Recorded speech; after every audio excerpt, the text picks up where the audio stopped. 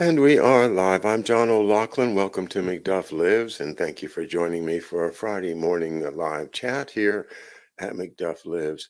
And if you are joining me on Rumble, I do appreciate your signing up for the Rumble channel, monitoring the chat over there as well. But at this point, I'm still kind of monitoring primarily the YouTube chat because it's available to me along with my StreamYard, which is the device I use to broadcast to YouTube, to Twitter, to Facebook, and also, of course, to my brand new Rumble channel, McDuff Lives, all one word.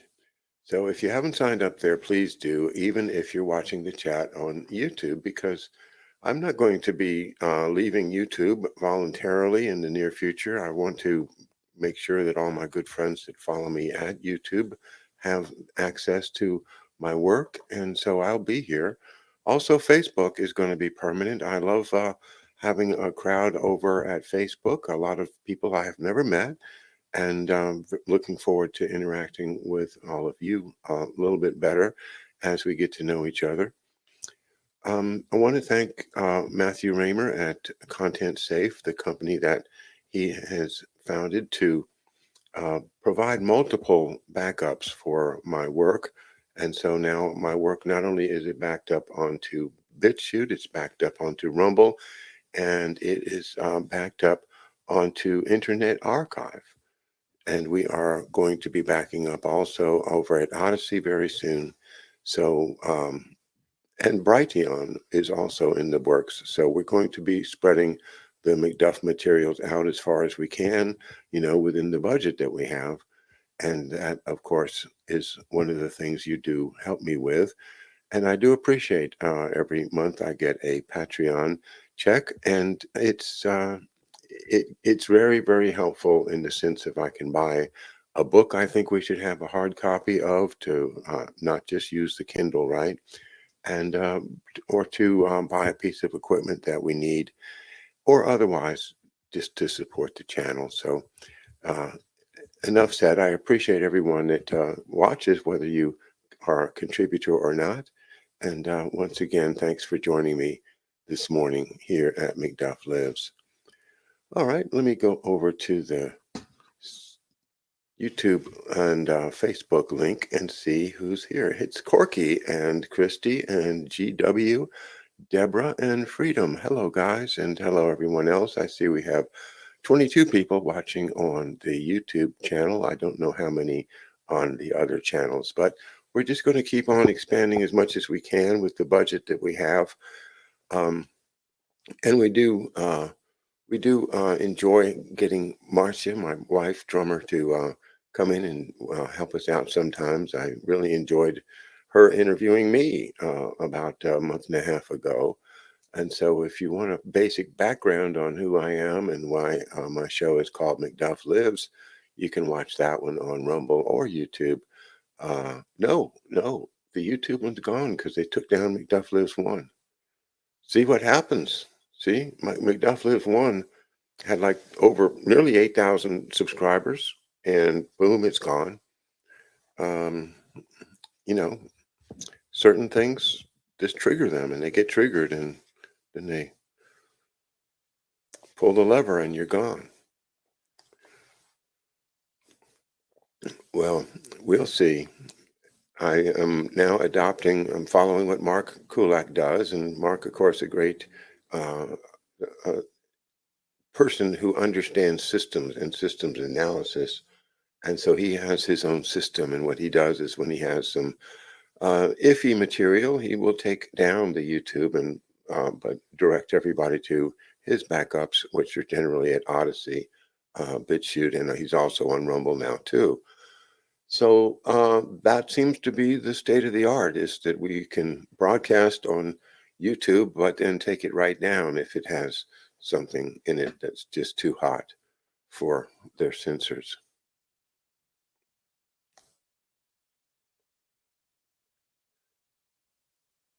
And let's see, who else is joining us? Martin Fleischman Memorial Project is here.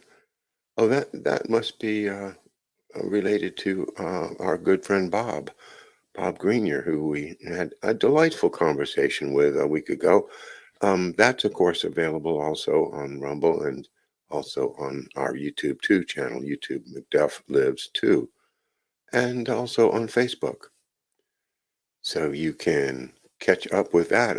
I'm not a scientist, and so I was very happy with the fact that I did start grasping what you guys are talking about with this low energy nuclear reactions.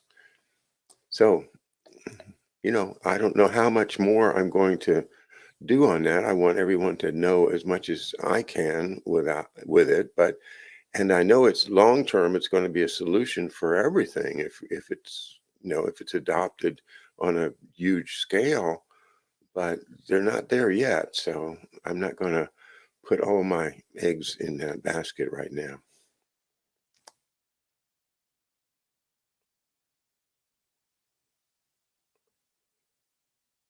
Okay, and thank you very much, Bob, for the kind words in the chat room.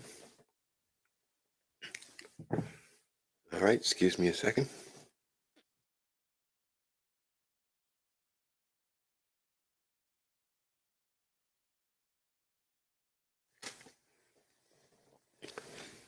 All righty, a little glance over at the Rumble channel, and there is just nobody there yet. So that's cool. I know most of y'all are here on the YouTube channel, and that's fine. One day I'll surprise you, though. I'll say, no, no, we're only going to do the chat on Rumble, but not today.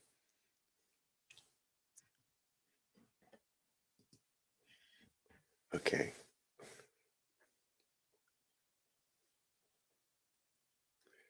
Yeah, keep me posted, Corky, on the LENR as it comes along. That's all I can ask. I also, I have a similar, although a little bit more depth in the field of weather modification. And I've had Ilana Freeland on the show 3 or 4 times. I have most of her books. I think the most recent one I don't have, but I find myself getting saturated with the science of it, just like, that's what happens to those of us that are kind of just, mm, I don't know. I don't know. It's just a different wiring, I guess. I I did major in physics for a year at William and Mary, but I was weeded out. I couldn't hack it. Those guys, they could do the math, when they put the triple integral signs up on the board, they're like, oh yeah, I got that. Not me, man.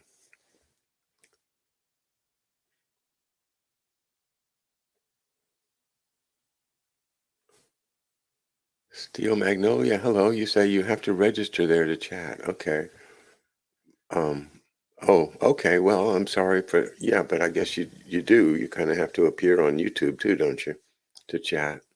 So doesn't mean you have to put any content up. You just establish yourself as one of the, one a potential channel. You don't have to be a channel. Just sign up and then you can be seen on other people's channels.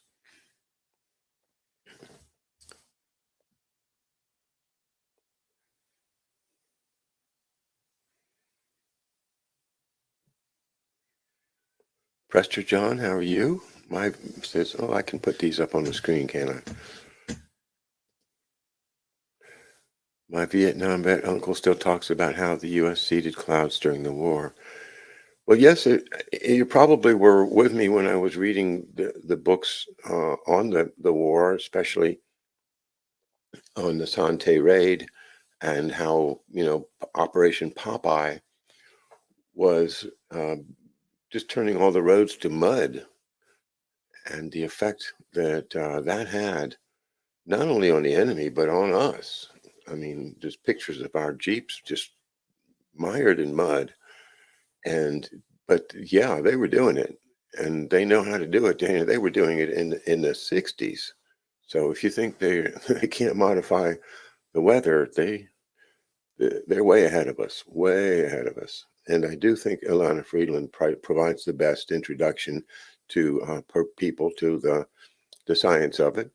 Um, her books, uh, Chemtrails, and Under an Ionized Sky, I think, is a chilling vision, is it not? That's the title of one of her books, Under an Ionized Sky. What does that mean, ionized? Well, we know what ionized means from physics. It means that it has an electrical charge.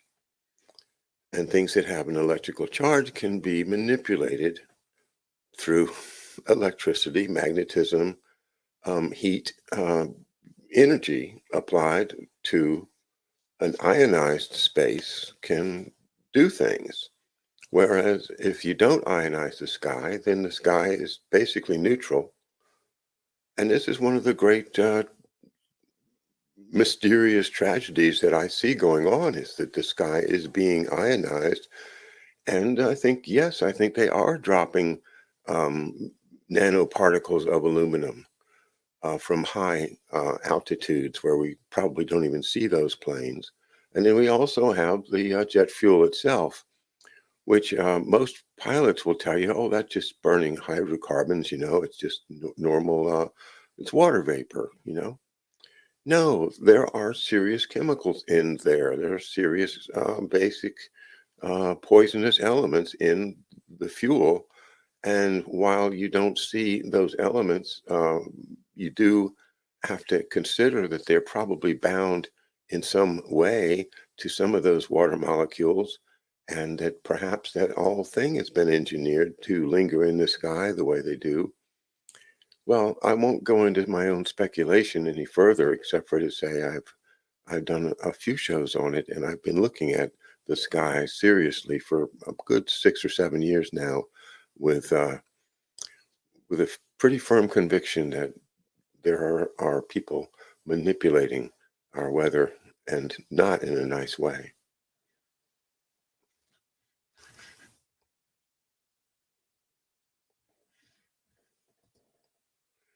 Yeah, isn't that?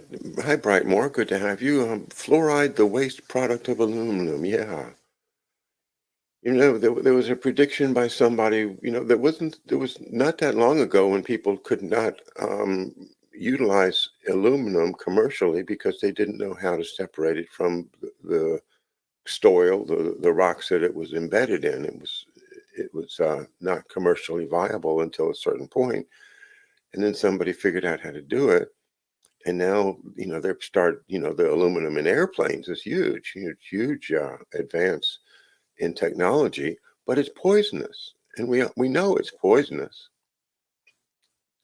Aluminum, is bad for you. You don't want to breathe nanoparticles of aluminum. You don't want to. Or aluminium. You just don't want to breathe that stuff. You don't want it getting into your skin. I mean, that's common, medical knowledge. Nothing new about that. But somehow, because there's so much money in using aluminum commercially, now they figured it out, that they have, huge aluminum factories all over the world. Jamaica, when I was in Jamaica 10 years ago, my good friend that was driving me around showed me, they're digging for bauxite, and the environmental damage of just extracting it and then walking away with it.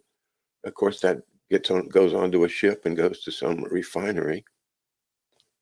But and then you get the aluminum. But when you have the fluoride, is is that not really an amazing coincidence that fluoride was what the Nazis used to keep their populations and their inmates and their labor camps and their slave camps, in uh, mental stupor? Did they not know that fluoride has the effect of, slowing down the brain? They were fluoridating the water in Nazi concentration camps. So now here we come after the war, and what do we need in America? What's the best thing that we could possibly have? Nazi fluoride technology, of course.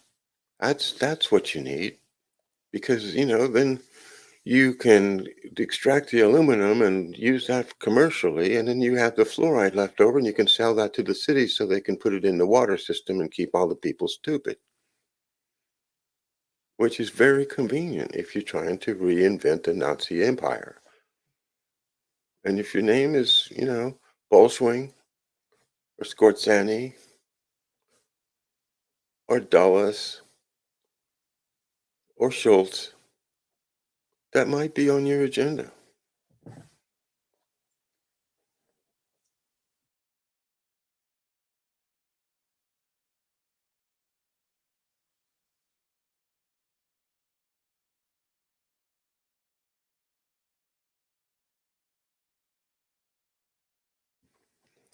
So, yeah, they really are trying to kill us, guys.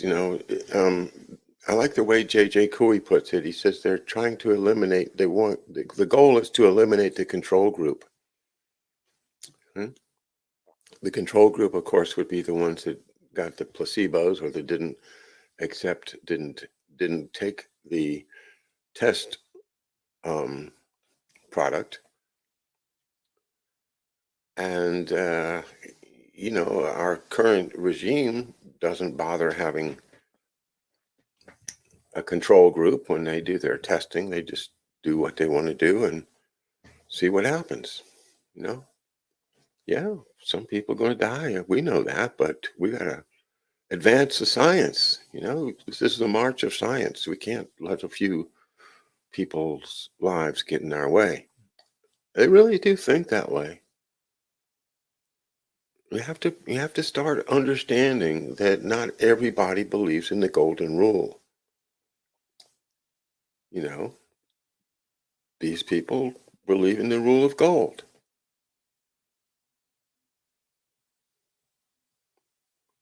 And they'll do whatever it takes to maintain their elite status.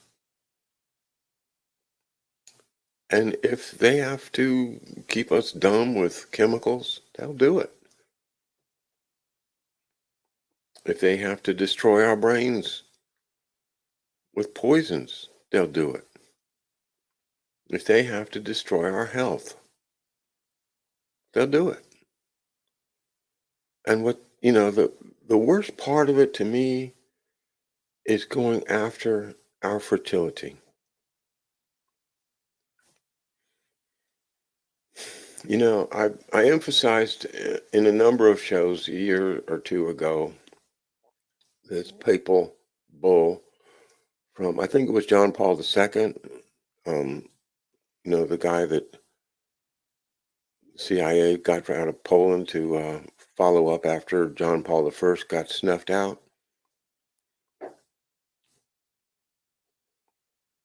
Yeah, because he was just he wasn't with the program. So then, so they had to get another guy. So John Paul II comes in. Then they end up trying to assassinate him too. Nearly did, but I'm pretty sure it was him. But anyway, the important thing is that there is a papal encyclical that's called Humanae Vitae, or Of Human Life. And it's got an whole lot of provisions in it. But you get down, down towards the bottom and you read this paragraph that says that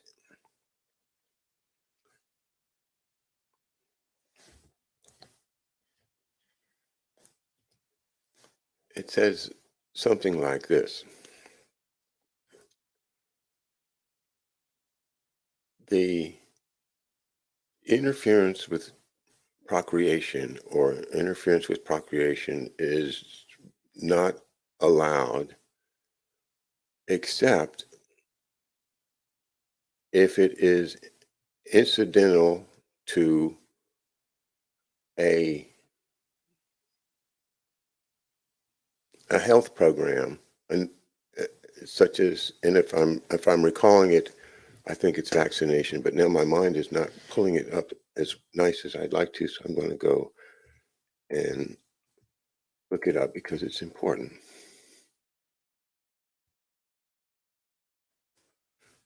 Humanae Vitae. by, oh, it's Paul the Sixth. Oh, it's Montini. Oh, I'm glad I looked it up.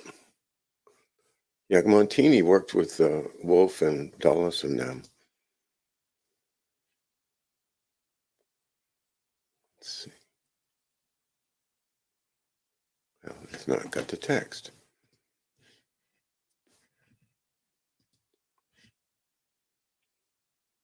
Of Human Life, an encyclical written by Pope Paul VI and dated the 25th of July, 1968, subtitled On the Regulation of Birth. Okay. It reaffirmed the teaching of the Catholic Church regarding married love, responsible parenthood, and the rejection of artificial contraception. In formulating his teaching, he explains why he did not accept the conclusions of the Pontifical Commission on Birth Control established by his predecessor, Pope John the 23rd, a commission he himself had expanded.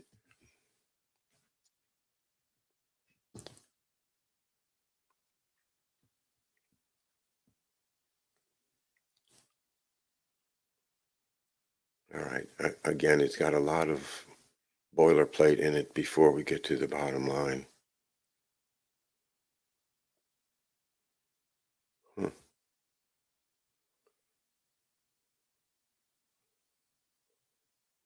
Okay, here we go.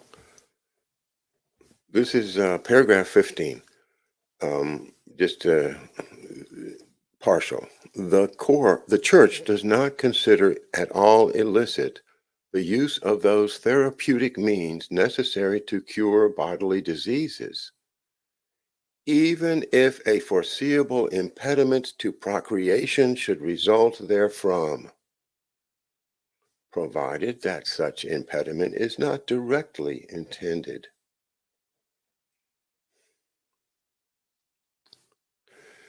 So that is, I think, what gives permission to people that might be of maybe the Knights of Malta, for instance, or the Jesuits, or some people that are willing to be political actors, but consider themselves to be doing so on behalf of the Pope or on the behalf of the Church itself, could see that as permission from the Pope and permission from God to indirectly sterilize people through the use of therapeutic means necessary to cure bodily diseases. Therapeutic means necessary to cure bodily diseases, even if a foreseeable impediment to procreation should result therefrom. This is like a blank check to the pandemic.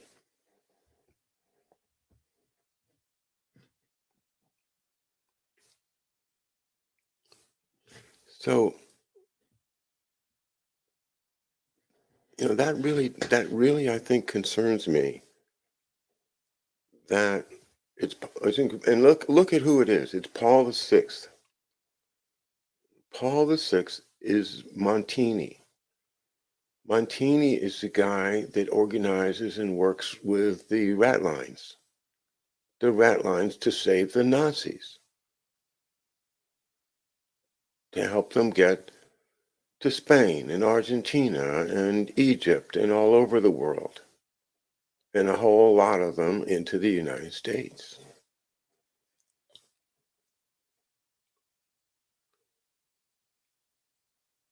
I mean, these are people that do not accept the idea of democracy at all. It's not even considerable that the common people could have a voice in their government. Remember, the church is an empire. It is a secular as well as a spiritual empire. And they have sovereign territory to prove it.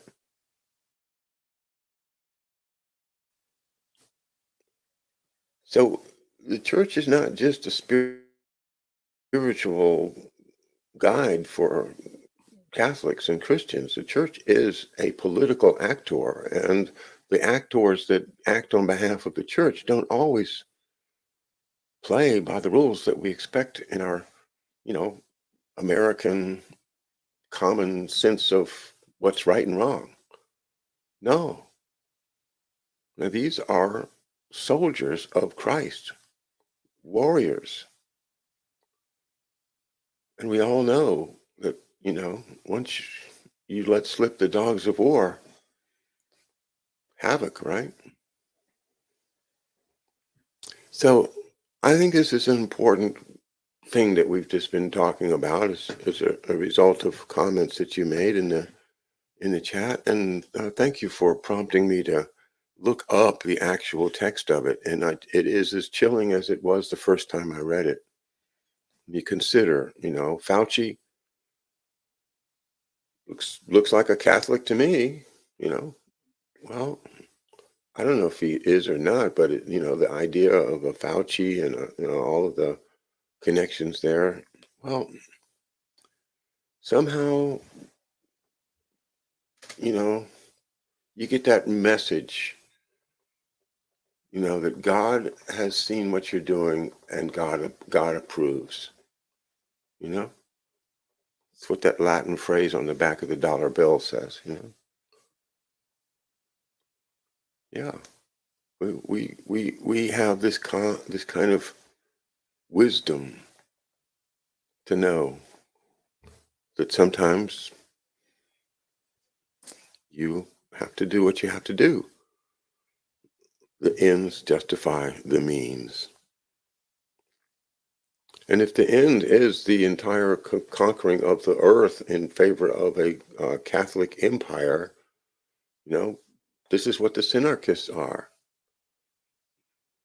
This is the whole idea of, civilization has not advanced far enough to let common people have political power. We can't do it. They'll just screw it up and we'll be back to the Stone Age. So we got to hang on, right, Henry Kissinger? Got to hang on.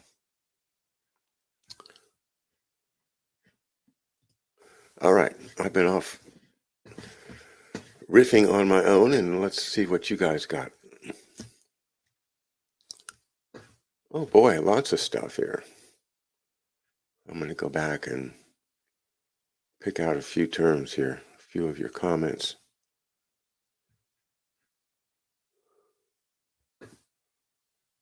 Yeah. Oh, wow. Lots of talk going on here. Whatever happened to pewter? Well, the trouble with pewter, Norman, is I think it has some lead in it, and that's not good. Um, so no, you can't go out and buy pewter anymore. Let's see. Yeah, the control group, that's us. We're the critical thinkers. Yeah. The ones that want to understand before we accept.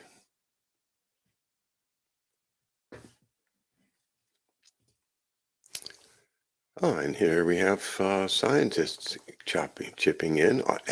Aluminum is the third most abundant element in the Earth's crust after oxygen and silicon. Cool.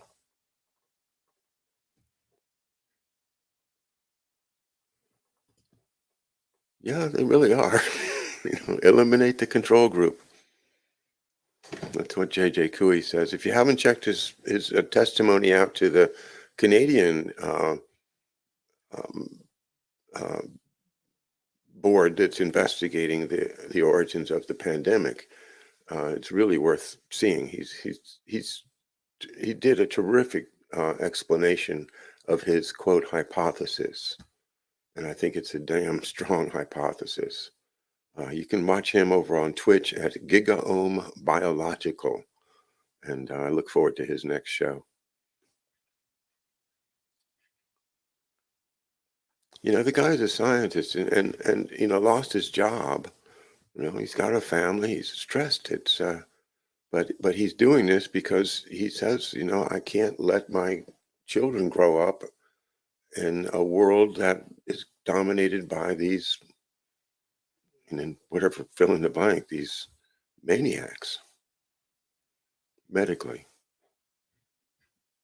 because the biology is completely, if you study it from a biologist perspective instead of this virology thing that they've invented over at Rockefeller Foundation, then you see, um, he makes a lot of sense anyway. More power to him, and I urge you to support JJ Couey.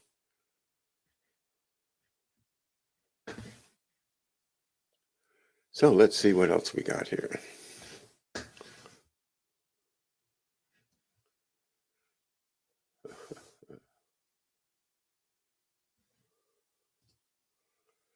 Deborah has a suggestion for Norman. Nambe from Sandia Labs. Okay, I don't know if I don't know if I trust that one. Let's see.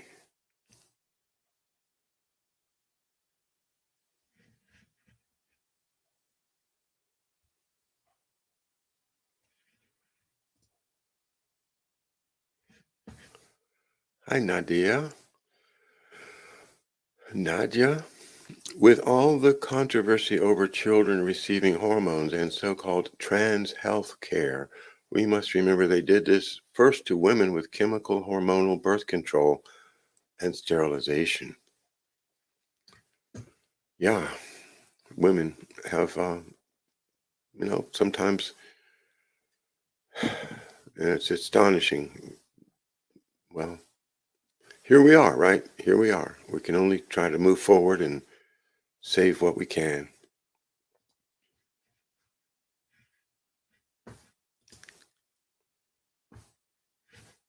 All people are dumb, says TCG. All internet people are dumb in their unique way. Okay. All right. I won't argue with that. Marie Burns, hello, Marie. The Luciferians have taken over the Vatican. Yeah, it seems that way, doesn't it? It sure does. Or maybe it's the Frankists. I'm going to be talking to Bill Taylor soon, I think next week, and he and I will talk about Frankism, as I've been doing some studying on it myself, and I think it's really worth laying out what it is and what its influences are on people today.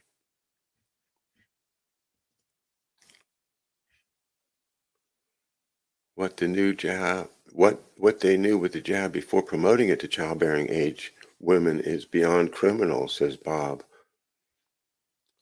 Yeah, I won't argue with that either.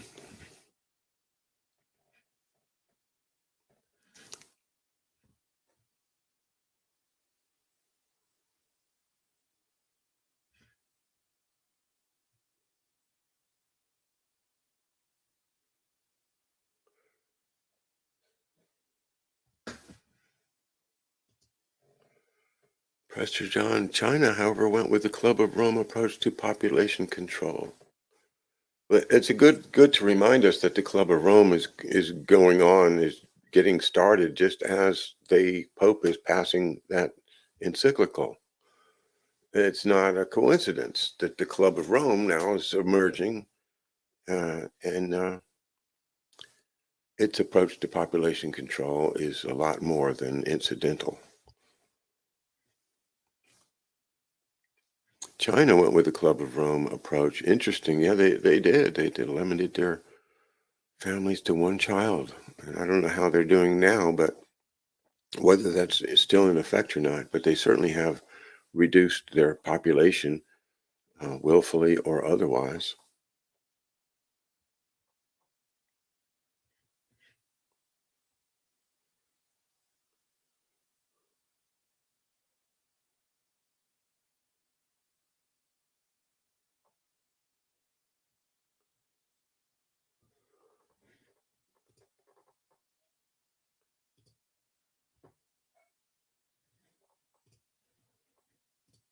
And Charles reminds us of my favorite movie, um, Casablanca, and also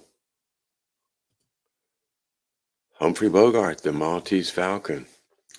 I've always been amazed that they could have produced Casablanca so fast with such an amazing, crisp plot and all the buttons that they pushed in one movie. It just astonishing. Well, I've read recently that someone says that they had it on the shelf, they were just waiting for the right time.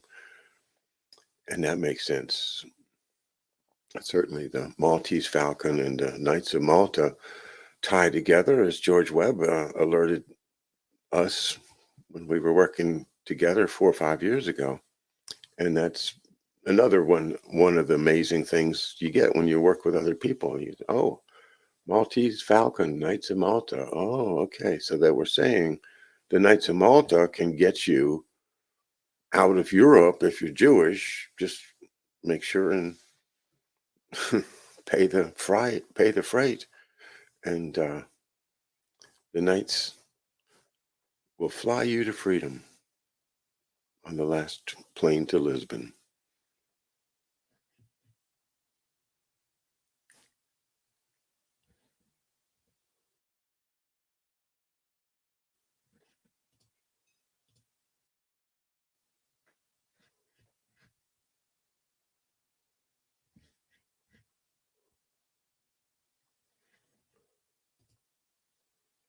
He grew up Catholic, but now considers himself a humanist. I imagine that's my comment on Fauci from DK Wilson. Thank you, DK.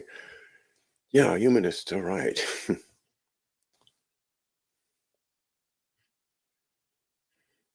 Yeah, he being Fauci.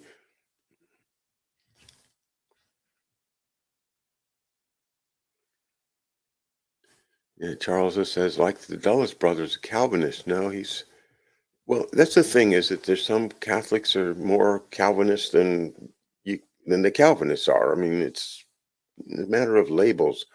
You understand what Jansenism is. It's a very Calvinist form of Catholicism. And some people, especially with old roots back to the old country, may have that. And I think my own family's version of Catholicism was influenced by Jansenism.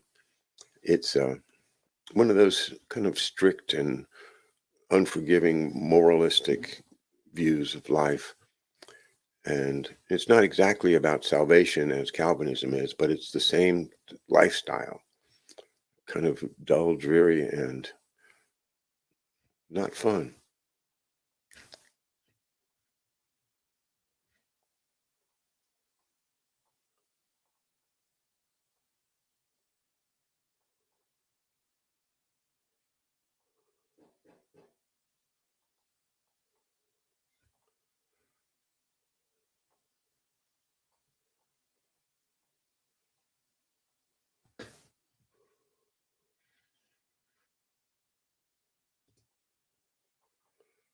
Oh, hello, B-boy. What you got here? Wonder if they felt they had a humanitarian reason in some way coming change.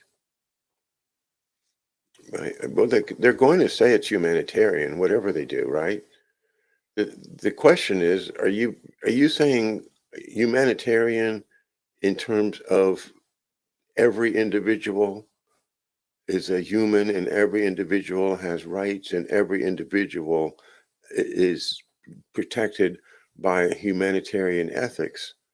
Or are you going to do, the Mr. Spock thing where he goes like this and he says, the needs of the many are outweighed by the needs of the few, and, when we say, oh, we the people of the United States, in order to form a more perfect union, establish domestic tranquility, um, are we seizing a power that goes beyond the individual rights and that allows you to do things that have been done lately, like lock people down, force them to undergo certain procedures, take away their jobs or otherwise if they don't.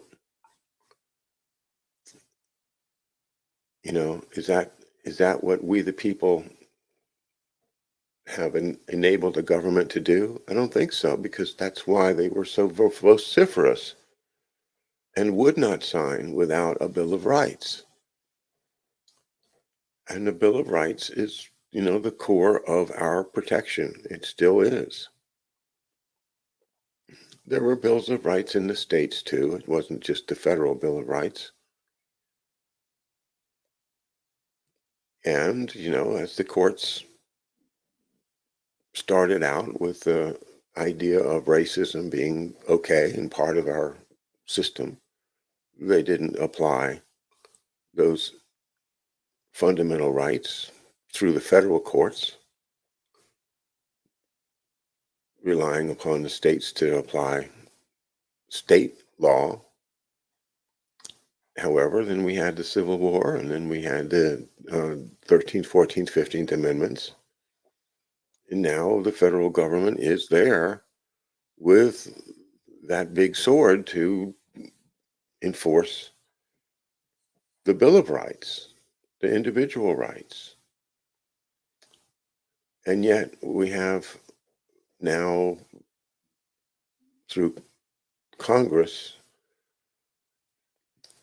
made just about everything that would violate those rights legal under the Emergency Patriot Act and subsequent legislation that takes away our freedom of speech, our freedom of association, our right to request to petition for a redress of grievances, and so on and so on. And will the American people ever hit a choke point where we say, no, you can't take away all of our rights like this? Well, they can if we let them. Most governments in the world have complete power over the bodies of their subjects, including, of course, the great empire of British Empire, the United Kingdom, the Commonwealth. Complete power to seize your body, do as they will with it. All they have to do is say, well, it's an emergency. And they're so close to that here in this country, it should be frightening to every American and everybody in the world, because if America loses individual freedom, it's gone for the world. It's gone. Never get it back.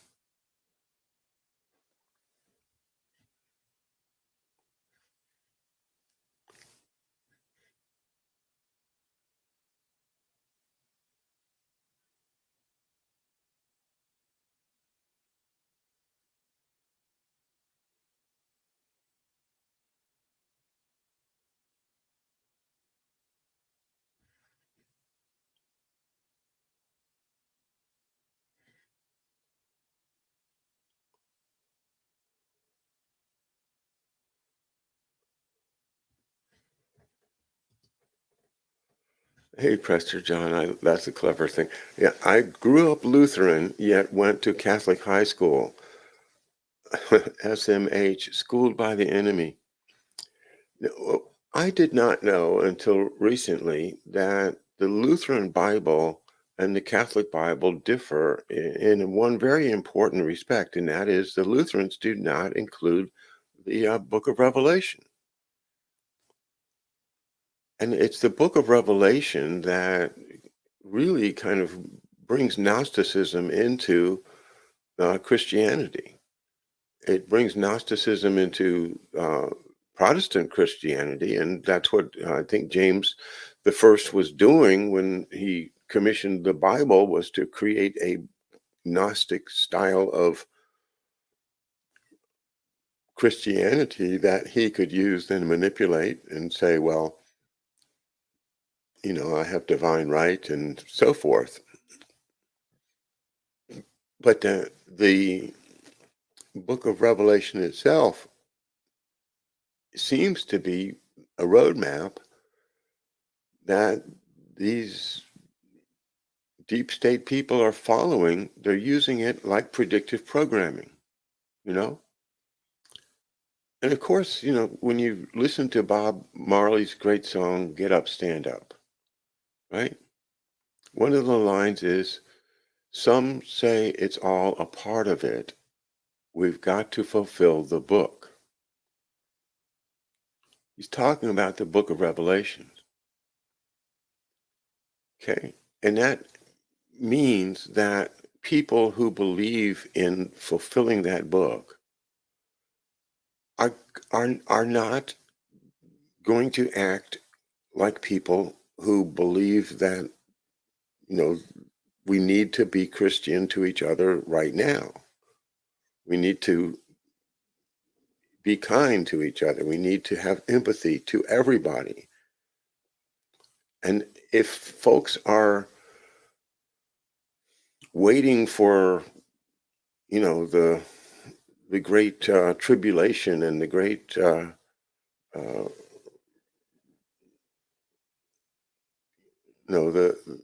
the real new world that's going to come when the second coming of Christ, or in Jewish terms, the real Messiah comes. You're waiting for that. So you don't feel like you have the responsibility to do anything. And that's one of the real problems with Gnosticism, is that it lets you kind of sail and let things happen, if not actually oppose what's going on in some, unfounded way. That makes me think about some people that I've interacted with a little bit on Twitter this week. I'm afraid that there's a lot of people out there that have accepted this ideology that goes along with the book of Revelations, whether they recognize it or not. It's also Kabbalistic. It has, the traditions of the Kabbalah, the ideas of a very distant God who has no interest in ourselves as individuals. We're just other animals on the world that he created, and he's kind of just about us, because we're living in this, battlefield between good and evil. And I don't know, it's the idea of God being aloof from us, as I was saying yesterday, just it doesn't work. Yeah, you have to believe that you got a chance to talk to God and ask God for help. Um, this clockwinder deist God that people like Dawkins believe in or don't believe in. Oh, I know, it's Francis Collins. I don't know if you saw my show 6 months ago or so. I was watching Francis Collins and Richard Dawkins debating about whether there's a God or not. And it was just silly, because Dawkins is saying there's no God, but Collins is saying there is a God, but it's the aloof, deist that, doesn't really participate in human affairs. Now they're waiting to see if we figure out how to get closer to God, how to the Gnostic idea of you are separated from God. So what you have to do is try to get closer to him. And so you might talk to one of their mentors, or you might do meditation, or you might have some way of becoming convinced that you know what God's will is, and that makes you closer to God, and that's the goal. And what happens to other people in the universe or on this planet, I don't think is very important to that point of view. So it allows for all kinds of horrible things that violate the golden rule. And that's why I think it gets right back to it every time. It's the golden rule or the rule of gold. Which one are you going to live by? That's my bottom line.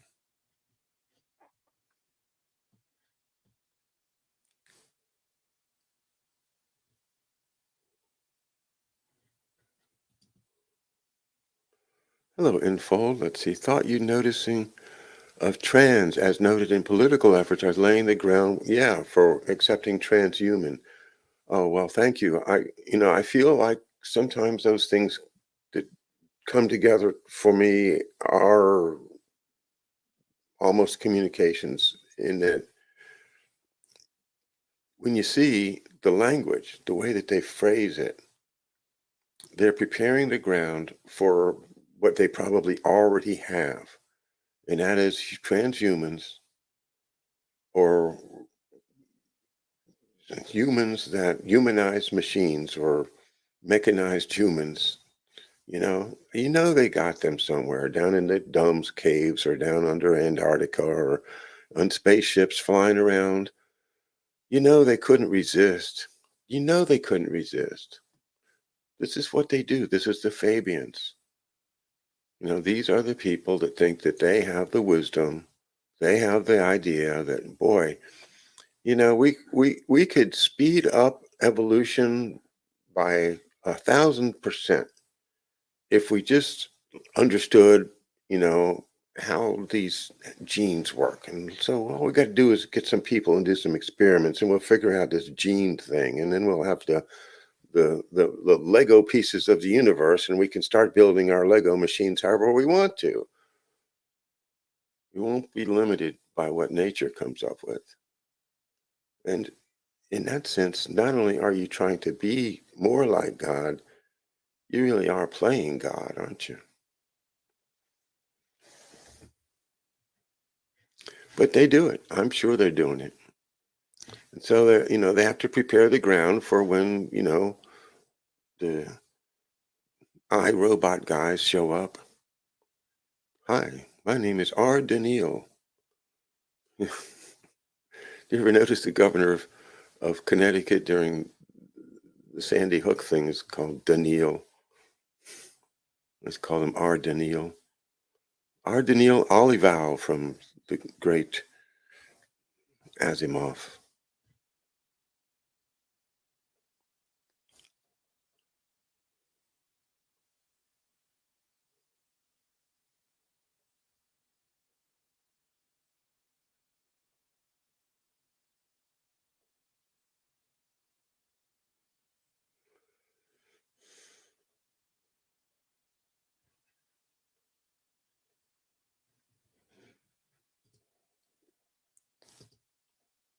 All right, Norman, I'm going to let you have the last word today. One love, one heart. Let's get together and feel all right. Amen to that. Let's get together and feel all right. Thank you very much, everyone. I sure did enjoy chatting with you. I apologize if I didn't get to everyone's comments, but we had a pleasant hour together and I really enjoyed it. Thanks very much again to everybody. And we will see you on Monday here at McDuff Lives. Bye now.